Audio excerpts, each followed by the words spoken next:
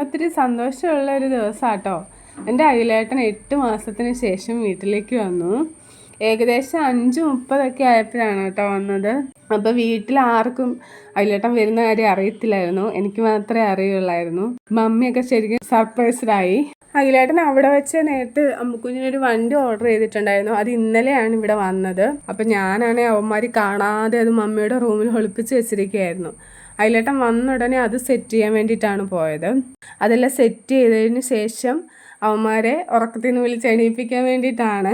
അപ്പോൾ അതെല്ലാം ഏകദേശം സെറ്റായി, ഇതേപോലെ സെറ്റാക്കി വന്നിട്ടുണ്ട്. പക്ഷേ ഇത് 18 മണിക്കൂർ ചാർജ് ചെയ്യണം എന്നാണ് പറഞ്ഞത്, എന്നാലേ ഓൺ ആവുള്ളൂ. പിന്നെ നേരെ അവന്മാരെ വിളിക്കാൻ വേണ്ടിയിട്ടാണ് പോയത്. ലൈറ്റ് ഇട്ട് നേരെ കുട്ടുമോനെ വിളിക്കാൻ പോയി. കുട്ടുസ് കണ്ട ഉടനെ ഭയങ്കര സന്തോഷമായി.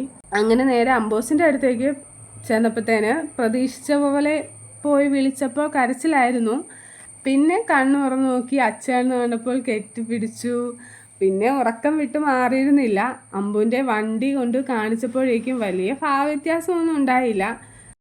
പാവം കുട്ടുവിന് മാത്രം ഒന്നും മേടിച്ചില്ല എന്ന് പറഞ്ഞപ്പോഴേക്കും മുഖമൊക്കെ വല്ലാണ്ടായി. പിന്നെ അവൻ്റെ ഇഷ്ടത്തിന് വാച്ചൊക്കെ ഫ്ലിപ്കാർട്ടിൽ നോക്കി അച്ഛക്ക് അയച്ചു കൊടുക്കുമായിരുന്നു. അപ്പം ഇവന് ഏറ്റവും ഇഷ്ടമുള്ളൊരു വാച്ച് അച്ഛൻ ഓർഡർ ചെയ്തിട്ടുണ്ടായിരുന്നു. പിന്നെ എന്ത് വാച്ചിൻ്റെ എന്ത് വന്നാലും ഇഷ്ടപ്പെട്ട ഇങ്ങനെ ഓരോ ഫ്ലിപ്കാർട്ടിൽ നോക്കിയിട്ട് ഇഷ്ടപ്പെട്ട എന്തെങ്കിലും ഉണ്ടെങ്കിൽ അച്ഛക്ക് അയച്ചു കൊടുക്കും. അപ്പം അച്ഛ അത് ഓർഡർ ചെയ്തിട്ട് അവിടെ നിന്ന് വാങ്ങിച്ചുകൊണ്ട് വന്നിട്ടുണ്ടായിരുന്നു. അപ്പം അങ്ങനെ ഒരു വാച്ചും അവനൊരു ഷൂവും വാങ്ങിച്ചിട്ട് വന്നു. പിന്നെ അവന് ഇഷ്ടമുള്ള ഡ്രസ്സും വാങ്ങിച്ചിട്ട് വന്നായിരുന്നു. കൊടുത്ത് കഴിഞ്ഞപ്പോൾ തന്നെ അച്ഛക്ക് ഓടിപ്പോയി ഉമ്മ കൊടുക്കുന്നുണ്ടായിരുന്നു കേട്ടോ. അവന്മാരുടെ സന്തോഷം കണ്ടപ്പോഴത്തേനും ഞങ്ങളും ഹാപ്പിയായി.